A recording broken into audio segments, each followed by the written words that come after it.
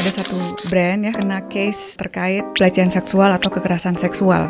Can we separate art from the artist? Atau dalam hal ini bisa nggak sih brand dipisahkan dari founder atau ownernya gitu? Ini sebuah brand yang lahir dari cerita personal, dari struggle ataupun dari vulnerability. Jadi nggak bisa serta-merta brand ini jadi terpisah dari personal branding dari foundernya itu sendiri gitu. Kalau misalnya brand tadi denial atau diam, yang terjadi itu ya tadi naratif vakum. Misalnya diam, ada kekosongan narasi gitu ya di publik, itu biasanya langsung diisi sama opini publik, bisa jadi liar gitu.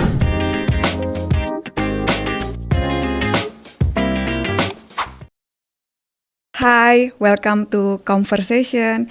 Di sini kita bahas bukan hanya apa yang ramai, tapi juga apa yang penting dan kaitannya dengan dunia komunikasi. Bersama saya Dewi. Dan saya dengan Dila. Kali ini kita akan bahas tentang case yang belum lama berlalu ramai juga, yaitu tentang salah satu brand tersandung. Tersandung case yang cukup berat juga ya, cukup sensitif, yaitu case pelecehan atau kekerasan seksual. Dan ini bukan hanya satu, ada yang aku ketahui sih, ada brand fashion, satu lagi ada brand kayak F&B establishment gitu. Di mana yang satu brand fashion dan brand F&B establishment ini sama-sama ada aduan atau postingan ya dari korban yang viral kemudian gitu. Ini sebetulnya kita nggak akan terlalu jauh kepada case-nya ya, karena itu juga secara hukum atau ini juga apa namanya sudah ditangani lah ya sama sedang pihak. Bergulir. Betul. Gitu. Yang aku tahu terakhir adalah dari victim ada yang melaporkan, tapi kemudian juga dilaporkan balik. Jadi mungkin prosesnya sedang bergulir. Selain juga kita juga nggak akan terlalu into detail. Biasanya juga mungkin ini traumatized juga ya mungkin buat korban gitu. Tapi di sisi lain memang ini bisa dibilang lebih kepada khasnya kalau ada kejadian atau peristiwa yang terkait pelecehan atau kekerasan seksual itu biasanya dibahasnya itu belakangan gitu. Ini tuh terbukti ya, contoh yang case-nya salah satu yang terkait brand establishment F&B itu kejadiannya 2017 dan baru open up dari korban di 2026. Sangat lama ya, berarti cukup lama ya, cukup lama gitu. Almost 10 tahun, 9 tahun gitu. Kenapa? Karena memang itu hal yang cukup berat ya biasanya untuk victim atau korban gitu.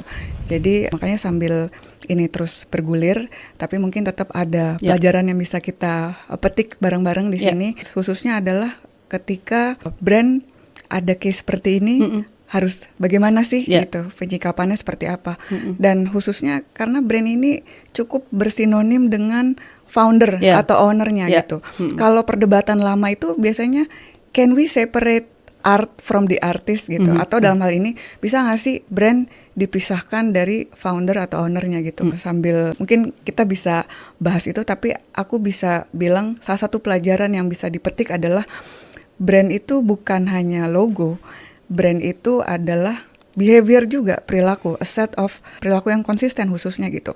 Karena brand atau bisnis itu kan kumpulan experience bagi customer, dan itu tadi bukan hanya slogan dan logo, tapi itu adalah semua company's action, value, dan juga bagaimana itu behave dari company atau brand itu across every touch point gitu. Mungkin tuh catatan aku di awal untuk ngebuka obrolan. Kalau dari kamu gimana? Iya, ini sebenarnya kalau bicara soal isu kekerasan seksual bukan sebuah topik yang nyaman sebenarnya ya untuk didiskusikan gitu. Walaupun kita tentunya tidak akan membahas dari sisi hukum ataupun mungkin dari case-nya itu sendiri ya, karena itu sudah ditangani oleh pihak yang berwenang gitu ya.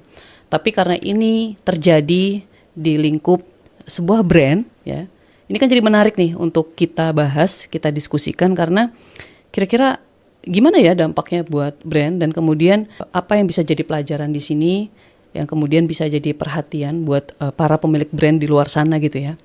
Karena kalau pada case kita nggak tahu ini kita boleh nyebut merek, aku pikir nggak apa-apa ya kita sebut brand. Kita nyebut Sensodyne sama Pilih. Sekarang kita nggak sebut si Amel, ada. Aku justru lupa kalau Amel klub malamnya apa, sama ini Tanksomnia sama Mohan. Iya. Tapi yang sudah kita ketahui bersama yang memang cukup viral kemarin kan memang kasus Mohan gitu ya dengan brand Tanksomnia, dan kemudian ada yang kejadian berikutnya gitu. Cuma mungkin yang cukup aware di telinga pendengar maupun yang bermain di sosial media pasti cukup menyita perhatian publik ya. Karena balik lagi isu kekerasan seksual menjadi isu yang masih sangat-sangat sensitif gitu ya. Dan ini terjadi dan menimpa sebuah brand, dan yang nggak tanggung-tanggung nih, yang terlibat di situ bukan lagi karyawan gitu ya, di level karyawan, staff, tapi ini langsung si foundernya gitu Owner kan. atau founder. Ownernya Founder dan gitu ya. owner. Dan itu benar-benar menurut aku sesuatu yang tidak bisa dianggap permasalahan yang kecil gitu. Kalau kita lihat dari kacamata komunikasi gitu ya, khususnya mungkin dari sisi PR gitu. Menurut aku brand Tanksomnia ini bukan brand yang generik gitu ya. Tapi sebuah brand yang lahir dari cerita personal, dari struggle gitu ya, ataupun dari vulnerability gitu. Jadi nggak bisa serta-merta brand ini jadi terpisah dari personal branding dari foundernya itu sendiri gitu. Jadi ketika brand dibangun di atas personal naratif gitu ya, maka reputasi founder itu menjadi sangat penting karena dia udah melekat dengan brand itu sendiri, nggak bisa dipisahin. Jadi udah orang akan melihat apa yang ditampilkan oleh founder sudah pasti itu adalah value-value juga yang dimiliki oleh brand. Begitupun sebaliknya. Nah, di sini sebenarnya titik krusialnya gitu. Ketika personal ini terseret atau tersandung isu yang sensitif, yang bisa dibilang bukan suatu hal yang positif gitu ya, sudah pasti akan berimpact kepada brand gitu. Suka tidak suka, mau tidak mau. Sehingga penting di sini sejak awal gitu ya, resiko ini sudah harus bisa dipetakan pada saat kita mau membentuk sebuah brand. Apakah memang kita sebagai owner, sebagai founder harus melekat dengan brand itu sendiri, atau kita mau menjadikan ini sebagai dua entiti yang terpisah? Itu kita harus decide dari awal sih menurut aku. Karena apa? Balik lagi tadi, ketika brandnya sudah dibangun berdasarkan personal naratif, itu mau sampai kapanpun akan mengikuti terus seperti itu. Kalau isunya positif, ya dia akan positif impactnya terhadap brand. Begitupun sebaliknya. Dan untuk kasus Mohan kemarin ya terus terang, karena isunya sudah jelas, isu negatif, mau terbukti atau tidak gitu ya, karena kan masih dalam proses hukum. Tapi masanya yang sudah speak up ini korbannya gitu kan. Dan ternyata tidak hanya satu, lebih dari satu, dan kemudian rata-rata adalah orang-orang yang pernah bekerja sama dengan beliau. Ya bisa dibilang kan terlepas dari benar atau salah, dan itu bukan ranah kita membahas di situ benar atau salahnya atau terbukti atau tidaknya, tapi lebih kepada ini ternyata sangat berdampak pada brand yang kemudian berafiliasi dengan Mohan. Mau tidak mau, memang pada akhirnya resiko itu tidak bisa dipisahkan. Sehingga memang movement ataupun sikap yang diambil oleh brand menjadi sangat penting. Apakah balik lagi dia mau berasosiasi dengan foundernya terus-terusan, atau kemudian menarik garis lurus bahwa oke, memang kami ada keterkaitan gitu ya, tetapi bagaimanapun ini bukan suatu hal yang dibenarkan, sehingga kami memilih untuk berjalan atau tidak beriringan dengan kasus ini gitu. Itu kan sebenarnya dilakukan oleh Tanksomnia kalau aku nggak salah ya. Ketika sudah ramai, bahkan sebelum klarifikasi dari Mohan disampaikan ke publik, dia sudah membuat postingan. Brandnya sudah membuat postingan bahwa yang bersangkutan sudah tidak lagi terafiliasi atau mungkin tidak lagi bekerja sama atau apapun bentuknya dengan brand ini. Di satu sisi mungkin itu adalah sebuah langkah yang tadi aku bilang, buru-buru untuk melepaskan diri dari isu ini gitu kan. Tapi sayangnya brand ini besar justru karena dari cerita personal tadi. Personal naratif yang dibangun dari awal, which is Mohan ada di dalamnya. Jadi walaupun ibaratnya brand sudah gercep nih untuk menyatakan atau berpihak pada atau tidak memasukkan diri ke dalam lingkaran isu itu, tapi kan sayangnya brand ini sudah dikenal oleh masyarakat luas, bahkan sudah punya loyal customer-nya sendiri, karena balik lagi brand ini memang besar di komunitas gitu ya. Ya akhirnya mau tidak mau pasti akan tetap berimpact. Nah, yang perlu diperhatikan ke depannya adalah menurut aku brand perlu melakukan audit ulang sih sebenarnya. Audit ulang terhadap persepsi publik terhadap mereka setelah kejadian ini gitu. Sehingga nanti bisa dilakukan upaya-upaya untuk quote and quote entah itu rebranding gitu ya, ataupun mungkin ada strategi komunikasi lainnya. Artinya mereka harus mapping after kejadian ini dampaknya terhadap brand itu sejauh mana sih? Gitu kan? Apakah ternyata mungkin oke, publik kecewa, customer juga mungkin merasa ini nggak relate gitu ya dengan apa yang mereka suka, apa yang mereka yakini terhadap brand ini, sehingga brand jadi tahu harus mengambil langkah apa sih ke depannya. Karena jangan sampai kemudian gegabah gitu ya, langsung main ambil keputusan tanpa didasari oleh hasil mapping yang benar. Tentunya itu tidak akan menyelesaikan apa-apa sih menurut aku. Jadi penting untuk kemudian melakukan audit, evaluasi setelah isu ini terjadi. Walaupun kita masih ikuti perkembangan seperti apa, tapi masalahnya persepsi di publik sudah terlanjur tercipta. Nah, inilah yang harus diluruskan oleh brand. Kalau memang sudah statementnya bilang di awal kita sudah tidak terafiliasi lagi, ya gimana brand ini kemudian membangun story-nya ke depannya? Karena sebelumnya sudah dibangun berdasarkan personal naratif dari seorang Mohan. So, ke depannya apa yang akan mereka bangun? Rebranding seperti apa yang akan mereka lakukan? Nah, itu jadi suatu hal yang penting juga sih menurut aku. Setuju nggak terkait itu? Iya, pertama-tama aku paham banget dan memang betul kalau case pelecehan seksual, kekerasan seksual itu sangat sensitif dan berat juga ya, apalagi kalau menimpa sebuah brand langsung jatuh ke titik nadir sih biasanya gitu. Tapi biasanya ya pendekatan umum dalam menyikapi hal ini adalah approach atau the best approach untuk secara global ya, umumnya generally adalah victim centered approach gitu. Memang lebih kepada utamanya berpihak dulu kepada korban rather than benar-benar berpikir brand reputation. Walaupun itu juga tetap sangat penting ya, karena itu juga menyangkut hajat hidup orang banyak di dalamnya dan segala macam. Tapi kenapa kita pakai victim centered approach sebagai general atau global approach? Karena memang satu, untuk melawan victim blaming gitu, karena paling cukup banyak ya biasanya yang terjadi adalah menyalahkan korban, apa yang dikenakan, apa yang dipakai, bukan fokus kepada perilakunya gitu.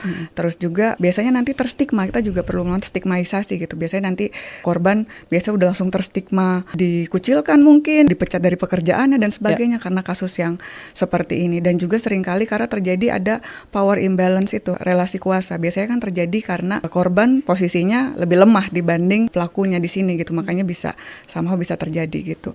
Nah kemudian, kaitannya gimana nih kalau hal ini terjadi sama business owner atau founder dari sebuah brand, apalagi yang mana ini sangat berelasi, sangat dekat gitu ya.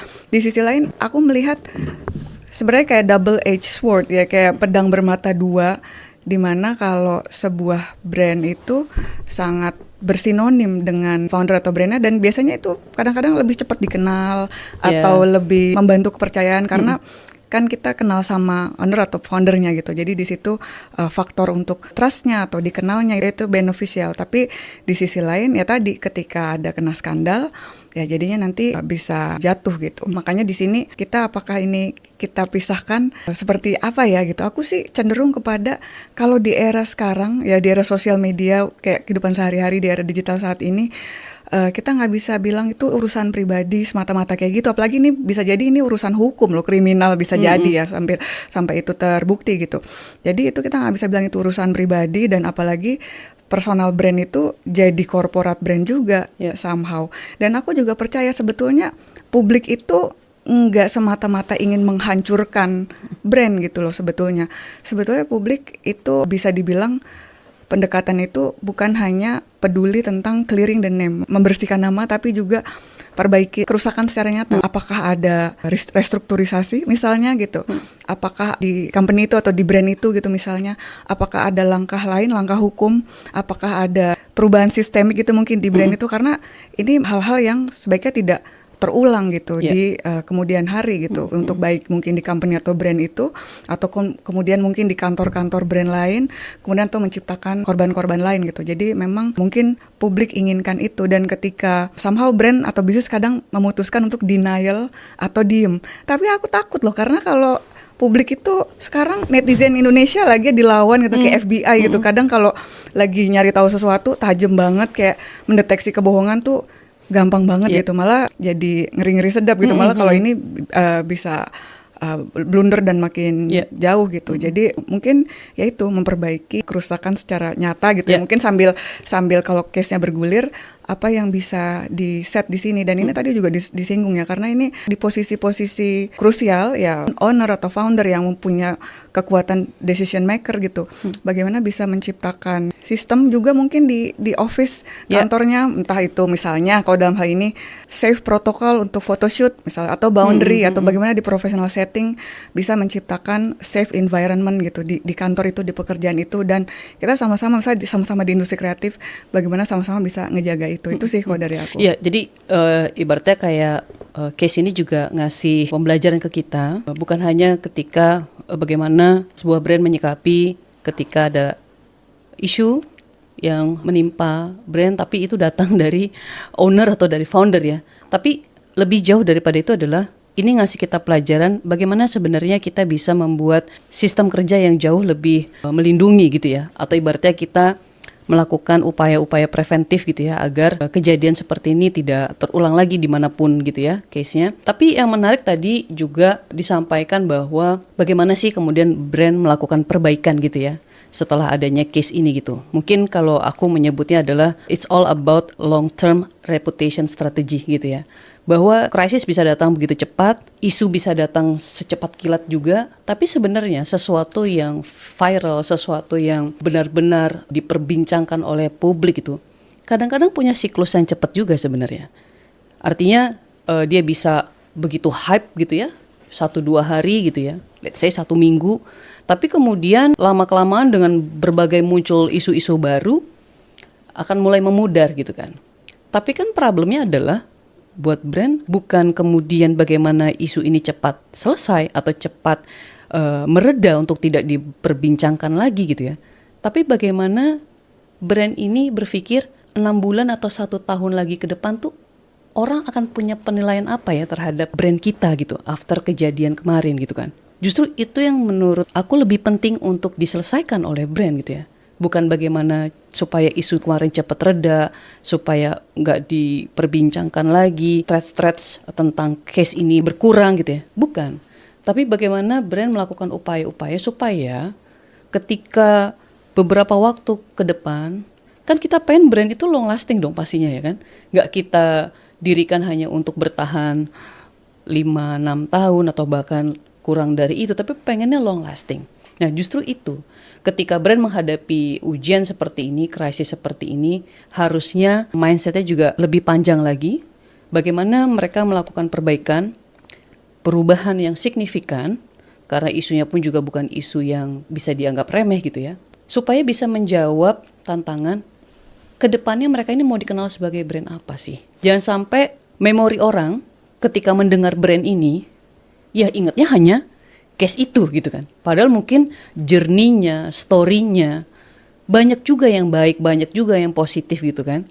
Tapi karena tidak dikelola, memori publik itu tidak dikelola dengan baik, akhirnya itu yang nyantol gitu ya.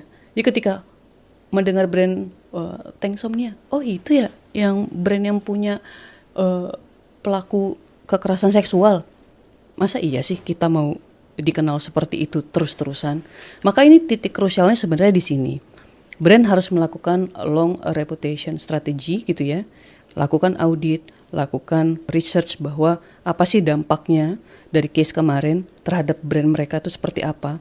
Bagaimana sih opini publik yang tercipta atas kejadian tersebut. Lalu apa ekspektasi juga. Ekspektasi dari publik gitu ya terhadap brand atas case yang terjadi kemarin. Nah, itu yang coba dikelola dan didiskusikan tentunya supaya tahu bahwa ke depannya brand ini akan dipersif lagi kepada publik itu seperti apa. Jangan lupa bahwa mereka itu punya kelebihan, mereka punya basis komunitas yang kuat gitu ya. Karena tadi balik lagi karena mereka dibangun dari story yang panjang gitu ya, dan banyak pihak yang merasa relate dengan brand ini gitu. Maka maksimalkanlah itu gitu. Mungkin audiens pertama yang bisa mereka reach gitu ya, atau bisa mereka rangkul untuk memperbaiki ini pelan-pelan adalah loyal customer mereka. Orang-orang yang percaya terhadap brand ini jauh sebelum krisis ini terjadi. Mungkin itu dulu yang bisa mereka rangkul sambil perlahan-lahan step by step gitu ya, memperbaiki collateral damage yang terjadi after kasus tersebut. Gitu sih kalau dari aku. Iya, aku juga ya ngelihat pasti ada beberapa key lesson lah dari sini ya, lesson learn dari sini yang bisa kita pelajari dan kita petik bareng-bareng. Yang pertama adalah ya tadi, brand itu memang kemungkinan besar pasti bersinonim dengan owner atau foundernya gitu. Dan itu it could be beneficial, sangat bisa mendukung buat bisnis gitu ya. Tapi juga tadi bisa harmful juga kalau ketika ada Kesandung isu negatif ya. gitu. Nah, maka dari itu jangan lupa untuk set a system gitu, set a system, karena brand itu tidak terlepas dari suatu saat nanti owner atau foundernya bahkan step down gitu, diakuisisi sama perusahaan. Jadi dia udah bukan pemilik lagi. Mungkin founder dia mendirikan, tapi mungkin tidak memiliki lagi gitu. Atau CEO-nya gitu, kan profesional. Sometimes bisa dia turun terus diganti lagi dan sebagainya. Itu kan orangnya bisa berganti gitu, pemimpinnya tuh bisa berganti, bisa mundur dan sebagainya gitu. Jadi yang harus di set adalah ya sistem dan value yang ada betul. Di dalamnya gitu. Karena ketika sangat kuat brand ini dengan personality leadernya gitu atau owner atau foundernya, ya ketika ada masalah jadinya kayak gini. So jadi yang bisa diambil tuh key takeaways-nya, your brand gitu sebenarnya nggak actually strong. Yang strong itu personality leader atau owner atau foundernya gitu. Jadi sebenarnya kita kan mau bikin brandnya juga strong kan gitu. Nah itu yang makanya perlu dipahami di sini nih gitu. Kemudian yang kedua, power imbalance gitu. Kalau kasusnya soal kekerasan seksual atau pelecehan seksual yang dimana biasanya korban itu in a weak position lah gitu. Karena yang satu pasti biasanya umumnya lebih berkuasa dari segi entah apapun lah. Kadang-kadang entah jabatan atau apa, makanya bisa gitu ya. bisa melakukan hal seperti itu gitu. Maka dari itu kalau misalnya kita ada di posisi power gitu, power structure gitu ya, requires humility gitu. Jadi dalam artian untuk para decision maker gitu, owner, founder, di C-level atau leader yang bisa menciptakan safe environment for work gitu.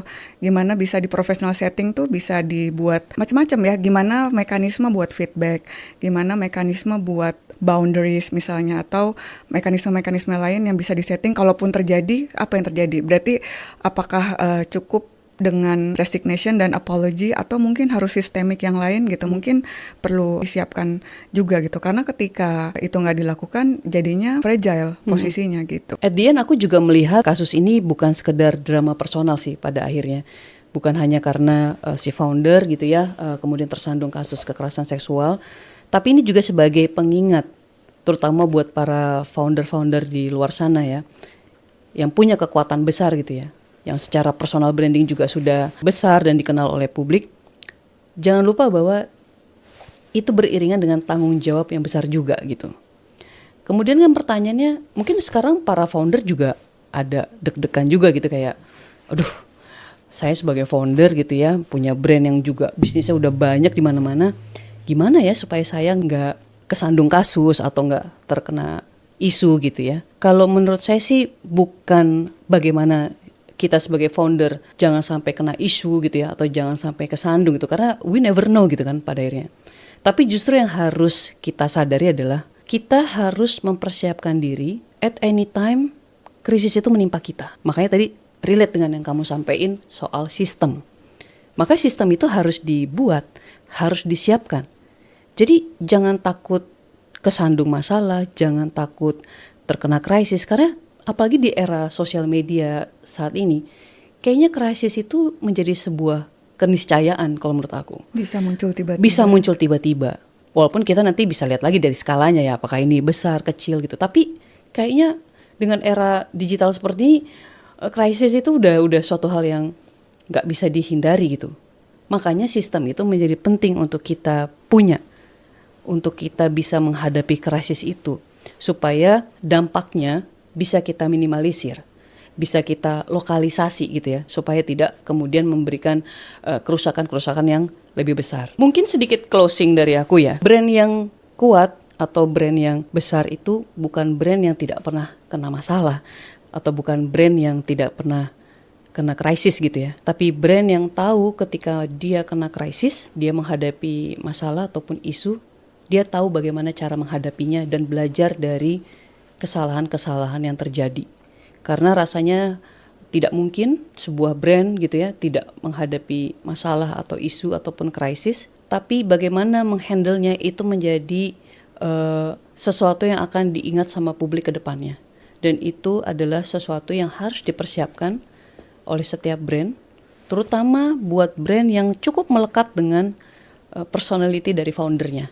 Dan itu perlu menjadi pengingat semuanya bahwa sebagai founder kita tidak bisa melepaskan diri dari brand yang kita bangun, begitupun sebaliknya, maka perlu berhati-hati dalam menyampaikan sesuatu, terutama di ranah publik ataupun di sosial media. Nanti ini pasti menarik karena akan lead ke another topic ya, yang mungkin akan kita bahas di isu-isu terkait lainnya, karena lagi ramai juga nih soal salah ngomong di ranah publik. Mungkin itu nanti bisa kita bahas untuk next episode kali ya. Mungkin memang ada baiknya perlu dipikirkan atau dibuat gitu ya, bahkan even before it happens gitu, ada sesuatu yang menjadi masalah gitu kan, masalah bisa apa aja, macam-macam gitu. Dan itu mungkin kita perlu ada mekanisme-mekanisme yang bisa disiapkan. Satu, mungkin sebetulnya ada soal strategi komunikasi mungkin atau strategi brand communication kayak gimana, di mana ketika ada something bad happen gitu ya, sambil kita lihat skalanya seperti apa, sebesar apa, dan kita perlu bersikap apa. Masalahnya ketika sangat besar gitu ya, dan kalau misalnya brand tadi denial atau diam, yang terjadi itu ya tadi naratif vakum gitu ya, misalnya diam gitu, terus nggak ada kekosongan narasi gitu ya di publik, itu biasanya langsung diisi sama opini publik, bisa jadi liar gitu. Makanya di situ mungkin ya udah perlu ada mekanisme-mekanisme seperti apa nih, harus komunikasi dan seterusnya gitu. Tapi juga sebetulnya baik lagi bukan hanya soal komunikasi ke publik dan menjaga image juga. Kita kembali lagi ke dalam soal create system gitu. So for anyone building a brand or business gitu ya, memang we can build a business brand yang dirasa pengen bikin sesuatu yang sukses gitu ya, pengen bikin sesuatu yang meaningful gitu ya. Tapi kalau kita nggak address nilai-nilai apa yang kita set di dalamnya, itu akhirnya kita akan menjadi di posisi fragile gitu. Betul, dan sebagai ya kita sendiri juga berdua kan sebenarnya we are founder juga ya. Ini benar-benar juga jadi sebuah lesson learn yang berharga banget gitu, bahwa kita harus lebih berhati-hati karena betul tadi ini tidak bisa dipisahkan gitu ya, antara apa yang kita coba bangun, value yang kita pegang sebagai seorang founder gitu ya, dan brand yang kita dirikan ternyata tidak bisa tidak saling terkait gitu ya. Sepenuhnya, iya. Betul. Jadi last statement dari aku gitu ya, brand yang bertahan atau yang mungkin bisa long lasting actually bukan brand yang tidak pernah salah atau tidak pernah menghadapi masalah, tapi brand yang tahu bagaimana mengelola konsekuensi atas apapun yang sedang terjadi. Nah, ini mungkin yang penting, yang perlu disadari oleh setiap founder di luar sana. We can build something big gitu ya, we can build ambition, we can have ambition, tapi tadi sustainability-nya it also depends on bagaimana kita membuat sistem gitu ya, men-set value yang itu akan mendefinisikan kira-kira atau bagaimana sustainability-nya ke depan gitu. Dan kalau kita mungkin sudah create something yang kreatif, something yang besar, tapi ya tadi kayak case tadi ternyata tidak tercipta safe work environment, jadinya fragile. So this is not a personal moral lesson again, this is a business lesson, business communication atau brand communication lesson yang bisa kita petik bersama-sama. So nantikan aja, stay tune di obrolan kita selanjutnya. Pasti masih banyak lagi isu-isu ataupun bahkan fenomena-fenomena lain yang kayaknya menarik untuk kita bahas dari sisi komunikasinya ya. Iya, stay tune di Conversation, jangan lupa follow Instagram Conversation dan subscribe di channel. Bye. Bye-bye.